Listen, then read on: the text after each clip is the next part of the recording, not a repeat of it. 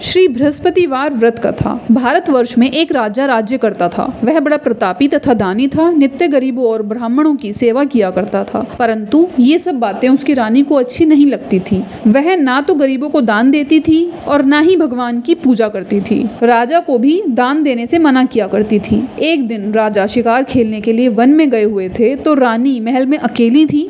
उसी समय बृहस्पति देव साधु के वेश में राजा के महल में भिक्षा लेने के लिए गए। भिक्षा मांगी तो रानी ने भिक्षा देने से इनकार कर दिया और कहा, हे साधु महाराज, मैं तो इस दान और पुण्य से तंग आ चुकी हूँ। मेरे पति सारा धन लुटाते रहते हैं। मेरी ऐसी इच्छा है कि हमारा सभी धन नष्ट हो जाए, फिर न रहेगा बांस और ना बजेगी बांसुरी। साधु ने कहा, देवी तुम तो बड़ी विचित्र हो। धन और संतान तो सभी चाहते हैं, पुत्र और लक्ष्मी तो पापी के घर में भी होनी चाहिए। ऐसी सभी कामना करते हैं। यदि तुम्हारे पास धन अधिक है तो भूखे मनुष्यों को भोजन कराओ, प्यासों के लिए प्याऊ बनवाओ, मुसाफिरों के लिए धर्मशालाएं खुलवाओ। जो निर्धन अपनी कुंवारी कन्याओं का विवाह नहीं करा सकते उनका विवाह कराओ। ऐसे और भी कई काम हैं जिनको करने से तुम्हारा यश इस लोक में और परलोक में भी फैलेगा। परंतु रानी इस उपदेश से खुश नहीं हुई। रानी कहने लगी, महाराज आप मुझे कुछ ऐसा समझाएं जिससे ये समस्त धन नष्ट हो जाए। साधु ने उत्तर दिया, यदि तुम्हारी ऐसी ही इच्छा है तो तथास्तु।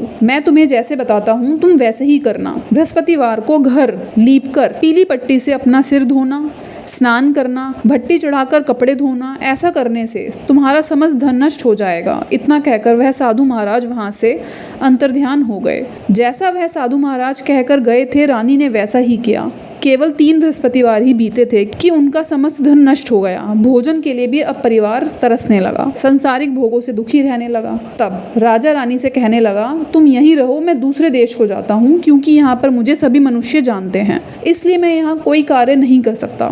देश चोरी परदेश भीख बराबर है। ऐसा कहकर राजा परदेश चला गया। वहां जाकर जंगल से लकड़ियां काट कर लाता और उन्हें शहर में बेचता। इसी तरह उनका जीवन यापन चलने लगा। एक दिन रानी और दासियों को बिना भोजन के 7 दिन भूखा रहना पड़ा।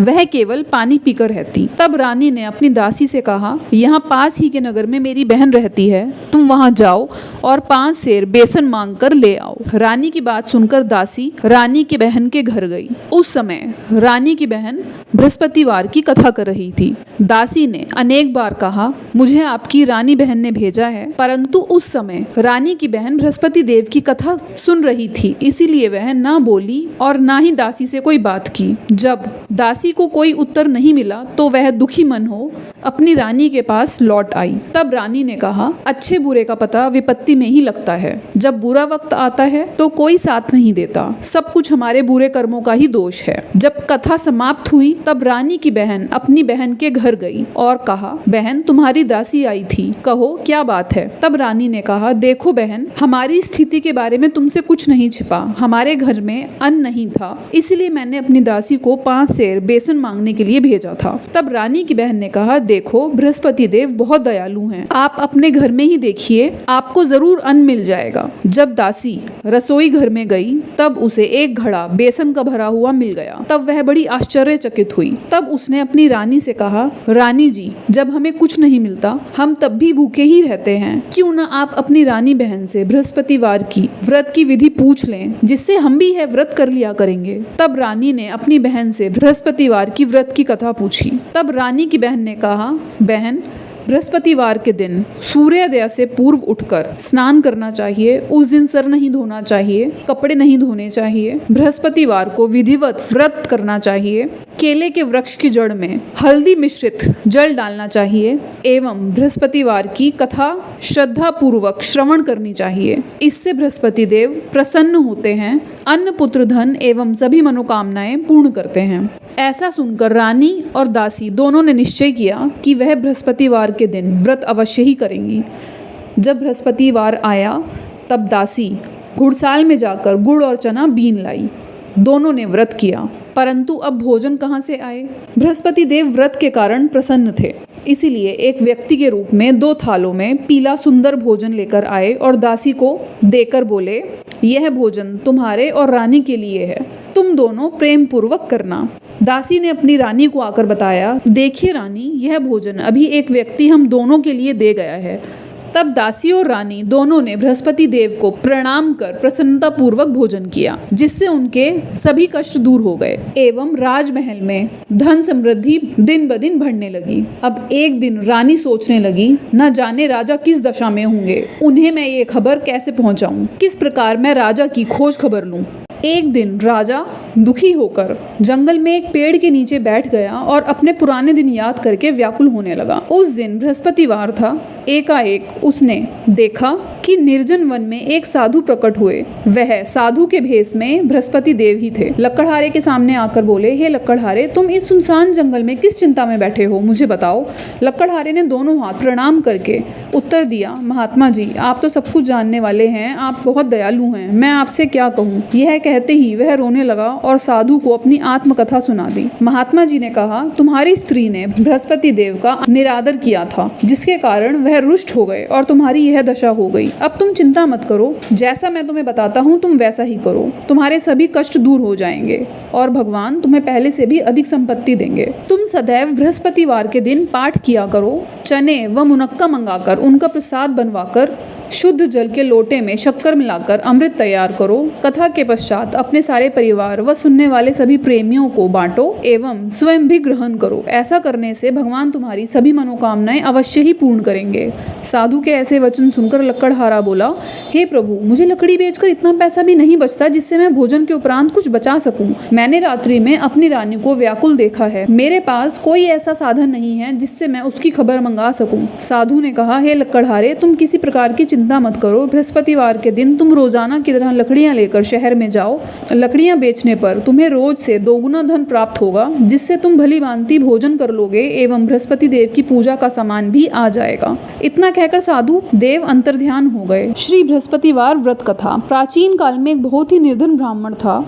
उसके कोई संतान नहीं थी। उसकी स्त्री बहुत मलिनता के साथ रहती थी। वह न स्नान करती न किसी देवता का पूजन करती थी। इससे ब्राह्मण देवता बहुत दुखी रहते। अपनी पत्नी को बहुत समझाते, परंतु कोई परिणाम नहीं निकलता। भगवान की कृपा से ब्राह्मण की स्त्री के कन्या रूपी रत्न पैदा हुआ। कन्या बड़ी होने पर प्रातः स्नान करके विष्णु भगवान का जाप एवं बृहस्पतिवार का व्रत करने लगी। अपने पूजन पाठ को समाप्त करके वह स्कूल जाती, साथ ही मुट्ठी भर जौ ले जाती, पाठशाला के मार्ग पर डालती जाती। जब वह वापस लौटती तब वह जौ के दाने स्वर्ण के रूप में बदले हुए मिलते। एक दिन वह सोने के दाने साफ कर रही थी। तब बालिका की माँ ने कहा, बेटी, सोने के दाने साफ करने के लिए सोने का सूप भी होना चाहिए। दूसरे दिन बृहस्पतिवार था। कन्या ने बृहस्पति देव का व्रत रखा था। कन्या ने बृहस्पति देव से प्रार्थना की, यदि मैंने आपकी पूजा सच्चे मन से की है तो आप मुझे सोने का सूप दे दीजिए। बृहस्पति देव ने उसकी प्रार्थना स्वीकार कर ली एवं रास्ते में उसे सोने का सूप पड़ा हुआ मिल गया। कन्या सोने का सूप घर ले आई। एक दिन वह सोने के सूप से सोने के दाने साफ कर रही थी। तब वहीं से एक राजकुमार जा रहा था। राजकुमार कन्या पर मोहित हो गया एवं अपने राजमहल जाकर अपने पिता से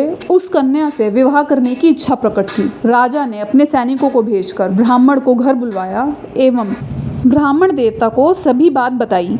ब्राह्मण देवता राजकुमार के साथ अपनी कन्या का विवाह करने के लिए तैयार हो गए। विधि विधान के साथ ब्राह्मण की कन्या का विवाह राजकुमार के साथ हो गया। कन्या के घर जाते ही पहले की भांति ब्राह्मण देवता पुनः निर्धन हो गए। अब भोजन के लिए भी अन्न बड़ी मुश्किल से मिलता था। एक दिन दुखी होकर ब्राह्मण देवता अपनी पुत्री के पास गए। पुत्री ने पिता की दुखी अवस्था को देखकर उन्हें बहुत सा धन देकर विदा किया, जिससे कुछ समय के लिए गुजारा हो गया, परंतु ब्राह्मण देवता पुनः निर्धन हो गए। तब कन्या ने कहा, पिताजी, आप कोई ऐसा उपाय क्यों नहीं करते जिससे आपका घर भी धन समृद्धि से भर जाए। तब उसके पिता ने कहा, बेटी, तुम्हारी माँ का फूहड़पन ठीक हो तो सब कुछ ठीक हो जाए। तब पुत्री ने कहा, माता जी को मेरे पास ले आइए, मैं उन्हें विधि बता दूंगी जिससे सब कुछ ठीक हो जाएगा, गरीबी दूर हो जाएगी। पुत्री ने अपनी माँ को सब कुछ समझाया। माँ, तुम प्रातःकाल उठ सर्वप्रथम स्नान आदि करके विष्णु भगवान का पूजन करो, तब तुम्हारे घर में दरिद्रता दूर हो जाएगी। परंतु माँ ने उसकी कोई बात नहीं मानी। प्रातःकाल उठते ही सर्वप्रथम भोजन करने लगी। तब उसकी पुत्री को बहुत गुस्सा आया। तब उसने अपनी माँ को एक कक्ष में बंद कर दिया एवं प्रातःकाल निकाला, स्नान आदि करा के पूजा पाठ कराई। तब उसकी माँ की बुद्धि में परिवर्तन हुआ, जिससे वह स्वयं प्रत्येक बृहस्पतिवार को व्रत रखने लगी। इस व्रत के प्रभाव से वह दोनों पति पत्नी धनवान हो गए एवं पुत्रवान हो गए। बृहस्पति देव जी की कथा के प्रभाव से इस लोक में सुख भोग कर स्वर्ग को प्राप्त हुए। सभी बोलो बृहस्पति देव जी की जय, विष्णु भगवान जी की जय। धीरे धीरे समय व्यतीत होने लगा। फिर बृहस्पतिवार का दिन आया। लकड़हारा जंगल से लकड़ी काटकर किसी शहर में बेचने गया। तब उसे रोज से 2 गुना धन प्राप्त हुआ। राजा ने चना व गुड़ मंगाकर बृहस्पति देव का व्रत किया। उस दिन से उसके सभी कलेश दूर हो गए। परंतु जब अगला बृहस्पतिवार का दिन आया तो बृहस्पतिवार का व्रत वह करना भूल गया। इस कारण बृहस्पति देव भगवान लकड़हारा बने राजा से नाराज हो गए। उस दिन उस नगर के राजा ने विशाल यज्ञ का आयोजन किया था एवं नगर में यह घोषणा कराई थी कि सभी मनुष्य राजमहल में भोजन करने आए। जो नहीं आएगा उसे दंड दिया जाएगा। इस तरह की घोषणा संपूर्ण नगर में करवा दी गई। राजा के आज्ञा अनुसार शहर के सभी लोग भोजन करने गए, लेकिन लकड़हारा कुछ देर से पहुंचा। इसलिए राजा ने उसे अपने साथ बिठाकर एक कमरे में भोजन कराया। उसी कमरे में रानी का खूंटी से हार लटका हुआ था। देखते ही देखते उस खूंटी से वह हार गायब हो गया। जब रानी ने यह देखा तब उसने सोचा कि अवश्य ही यह हार लकड़हारे ने चुराया है। उसी समय सैनिक बुलवाकर राजा ने लकड़हारे को कारावास में डलवा दिया। लकड़हारा बहुत दुखी हुआ और विचार करने लगा, न जाने कौन से पूर्व जन्मों के कर्म के कारण मुझे इतना दुख भोगना पड़ रहा है। राजा उस समय उसी साधु को याद करने लगा जो उसे जंगल में मिले थे। उसी समय तत्काल बृहस्पति देव साधु के रूप में प्रकट हो गए और उसकी दशा को देखकर बोलने लगे, अरे मूर्ख, तूने बृहस्पति देव की कथा नहीं कही, इसी कारण तुम्हें यह दुख प्राप्त हुआ है। अब तुम किसी प्रकार की चिंता मत करो। जेल खाने के दरवाजे पर तुम्हें 4 पैसे पड़े मिलेंगे, उससे तुम बृहस्पति देव की पूजा करना, तुम्हारे सभी कष्ट दूर हो जाएंगे। बृहस्पतिवार के दिन उसे 4 पैसे पड़े मिले। उससे लकड़हारे ने बृहस्पति देव की पूजा की एवं उसके सभी कष्ट दूर हो गए। उसी रात्रि को बृहस्पति देव उस नगर के राजा के स्वप्न में आकर कहा, राजा, तुमने जिस आदमी को जेल में रखा हुआ है वह निर्दोष है, उसे छोड़ दो, अन्यथा तुम्हारा सभी राजपाट नष्ट हो जाएगा। अगले दिन जब रानी उस कमरे में गई तब खूंटी पर उसे वह हार लटका हुआ मिल गया। राजा रानी ने लकड़हारे को बुलाकर क्षमा मांगी और लकड़हारे को योग्य सुंदर वस्त्र एवं आभूषण देकर विदा किया। बृहस्पति देव की आज्ञा के अनुसार लकड़हारा अपने नगर को चल दिया। राजा जब अपने नगर पहुंचा तब उसे बड़ा आश्चर्य हुआ। नगर में पहले से भी अधिक बाग बगीचे, तालाब, कुएं, धर्मशालाएं एवं मंदिर देखकर वह बड़ा खुश हुआ। राजा ने पूछा, यह सब किसने बनवाई हैं? तब नगर के सब लोगों ने कहा, यह सब रानी और दासी ने बनवाई हैं। तब राजा को बड़ा आश्चर्य हुआ। जब राजा रानी के पास राजमहल में पहुंचा तब रानी ने यह बताया कि हमें यह सब कुछ बृहस्पति देव ने दिया है, उनके व्रत के प्रभाव से ही हमें यह सब कुछ मिला है। तब राजा ने निश्चय किया कि सभी लोग सप्ताह में 1 बार व्रत जरूर करते हैं, परंतु मैं प्रतिदिन व्रत करूंगा एवं प्रतिदिन 3 बार कथा कहूंगा। अब राजा हर समय अपने दोशाले में चने की दाल बांधे रहता एवं 3 बार कथा कहता। कुछ समय पश्चात राजा को अपनी बहन की याद आई। तब उसने सोचा, मुझे अपनी बहन के यहाँ जाना चाहिए। राजा घोड़े पर सवार हो अपनी बहन से मिलने चल दिया। तब राजा को स्मरण हुआ कि मैंने किसी को कथा नहीं सुनाई है। वहीं से कुछ लोग शव ले जा रहे थे। तब राजा ने उनको रोकते हुए कहा, भाइयों, मेरी कथा सुन लो। तब लोगों ने कहा, भाई, हमारा तो आदमी मर गया है, तुझे कथा की पड़ी है। परंतु कुछ बुजुर्ग लोग भी साथ थे। उन्होंने कहा, ठीक है भाई, चलते चलते सुना दो। राजा ने बड़ी प्रेम पूर्वक आधी कथा सुनाई, जिससे शव हिलने लगा। जैसे जैसे राजा ने अपनी कथा पूर्ण की वह शव उठकर बैठ गया, जिससे सभी लोग बड़े आश्चर्यचकित हुए एवं राजा की प्रशंसा भी की। तब राजा ने कहा, यह सब कुछ बृहस्पति देव का चमत्कार है। अब वह एक किसान के यहाँ खेत में पहुंचा। राजा ने विनय पूर्वक किसान से कहा, भाई, मेरी बृहस्पति देव की कथा सुन लो। किसान ने कहा, भाई, जितनी देर में मैं तुम्हारी कथा सुनूंगा उतनी देर में तो मैं सारे खेत के हल जोत लूंगा, इतना समय मेरे पास नहीं है। राजा ने कहा, ठीक है। जैसे ही किसान आगे बढ़ा, किसान के पेट में बहुत जोरों से दर्द होने लगा एवं बैल भी लड़खड़ाकर गिर गए। इतने में ही किसान की पत्नी आई और किसान से सब कुछ पूछा, यह सब कैसे हुआ। तब किसान ने बताया, यहाँ पर एक राजा आए थे, उन्होंने मुझसे अपनी कथा के लिए कहा, मैंने इनकार कर दिया, तभी सब कुछ हुआ है। राजा को रोकते हुए कहा, भैया, मैं तुम्हारी कथा सुनना चाहती हूँ, आइए आप हमें अपनी कथा सुनाइए। जैसे ही राजा ने कथा सुनाई, किसान के पेट का दर्द ठीक हो गया एवं बैल भी खड़े हो गए। अब राजा अपनी बहन के राजमहल पहुंचा। बहन ने भाई की खूब मेहमानी की।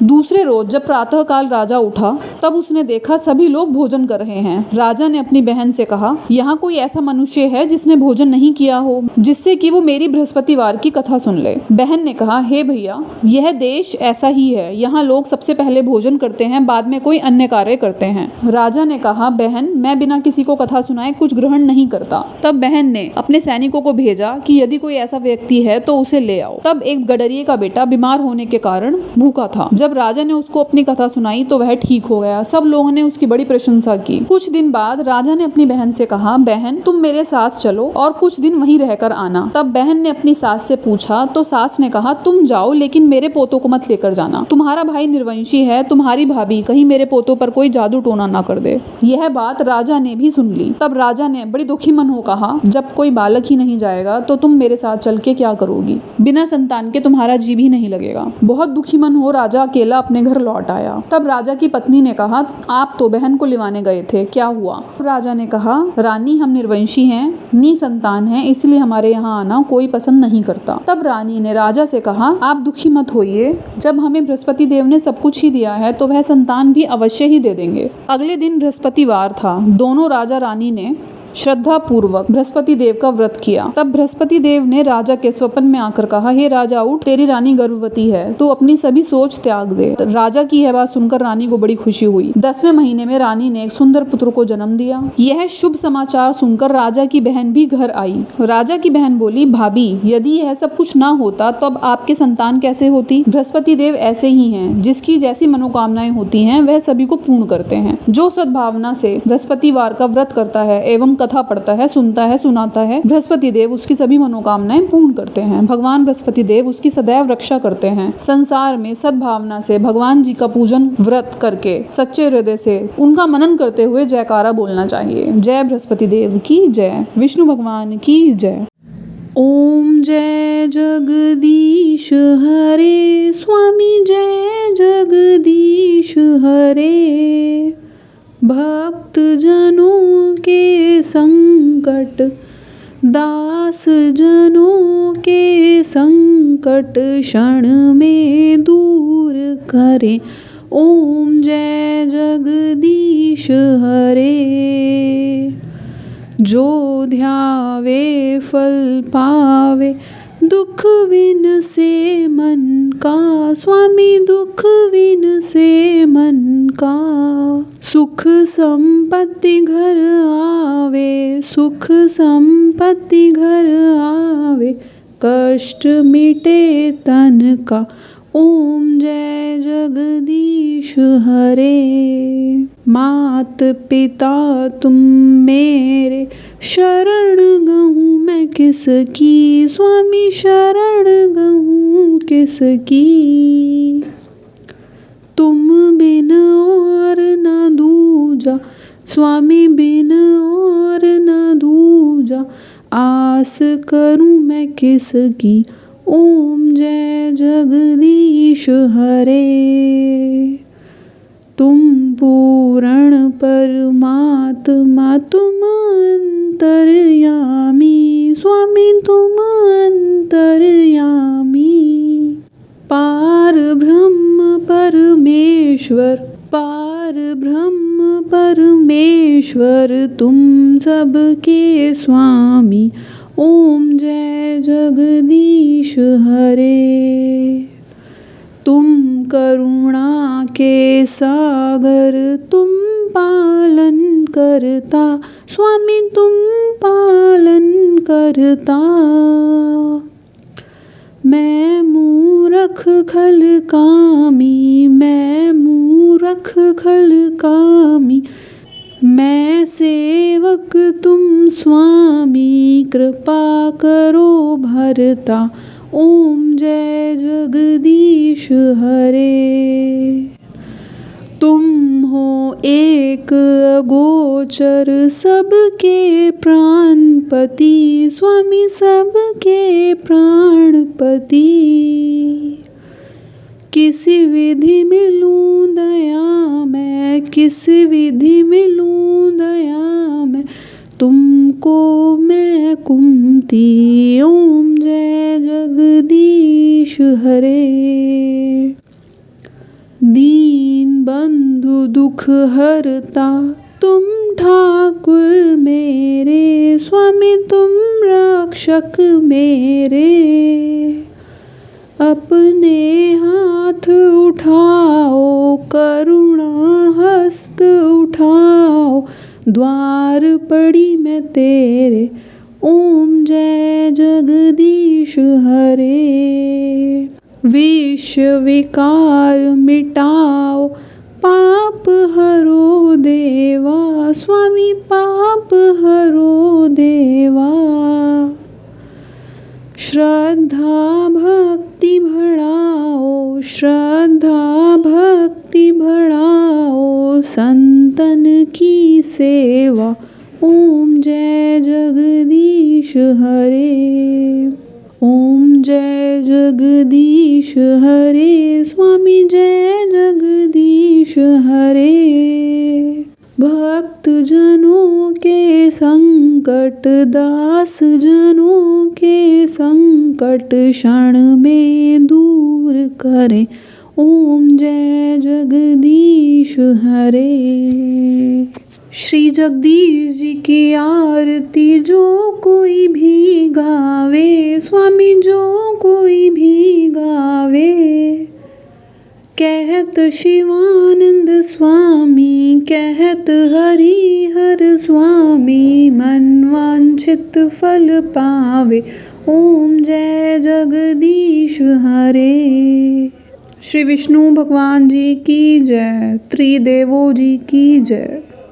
हरे राम